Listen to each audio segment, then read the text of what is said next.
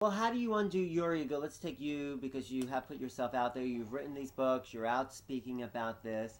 It appears as if you're the ego Gary speaking about the non-ego. But how are you? What's your process of your undoing? Well, my teachers told me Mm-hmm. that they weren't going to tell me too much about my future Mm-hmm. because they said they didn't want to deprive me of my forgiveness opportunities. Mm-hmm. And I haven't been deprived.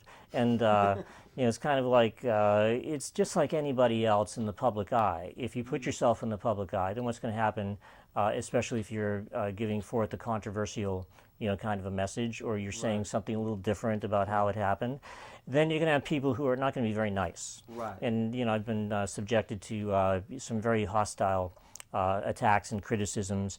And Which you created yeah, for the purpose of forgiveness. right. Now, if I didn't know that, then Mm-hmm. the upset that would came as a result of it probably would have lasted a long time. Mm-hmm. But what happens is, once you learn how to practice this kind of forgiveness, then anything Mm-hmm. that comes up, you right away eventually know what it's for. It's kind of like A Course in Miracles will ask you, what is it for? And the answer is, it's for forgiveness, unless you want to, stay stuck here Indulging. forever. So my job, no matter what happens, and that's just one example. I mean, I travel all over the country every week to a different place to do workshops. That alone will give you forgiveness lessons. Just trying to get around the country nowadays on airplanes. There's always something. It's like it's always something, as my teacher said, until it's nothing. Right. And so you kind of like use whatever comes up on any given day in front of your face as an opportunity for forgiveness. Now, I'm not saying that I'm perfect at it. I'm not saying that I always do it that instant. Yeah. The only difference is, I do always do it. There's no doubt about that. The question is, am I going to do it right away, or am I going to wait a half an hour, Or a am I going to, lifetime, or yeah. even 3 days? Yeah. The difference is this: if I forgive right away, Uh-huh.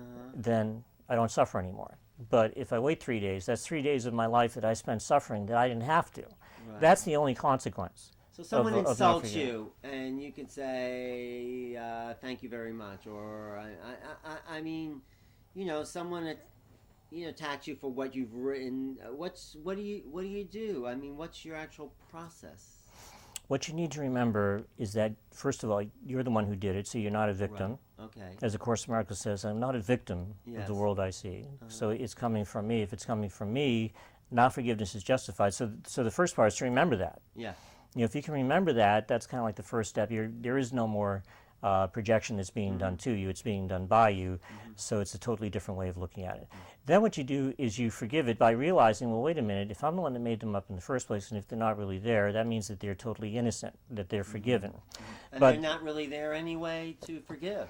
Right, that's part of the idea. But I want to once again emphasize that you can't stop by simply saying that it's an illusion and it's not there, because if it's true that as you see him, you will see yourself. If you go through life seeing the universe as just a bunch of illusions, then you will think of yourself as being an illusion, which means that you will feel empty and meaningless.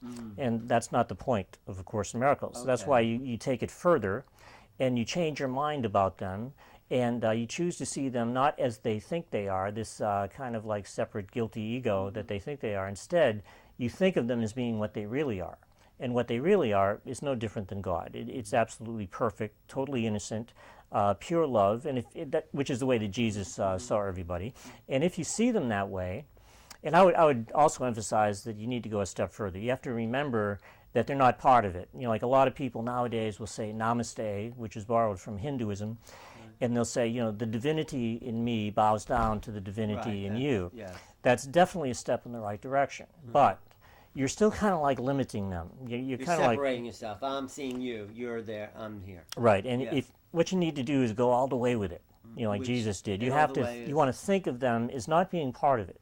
You want to think of them as being all of it. You want to think of them as being this perfect oneness with God. If that's the way that you want to experience yourself, then that's the way that you want to see them, because as you see him, you will see This is yourself.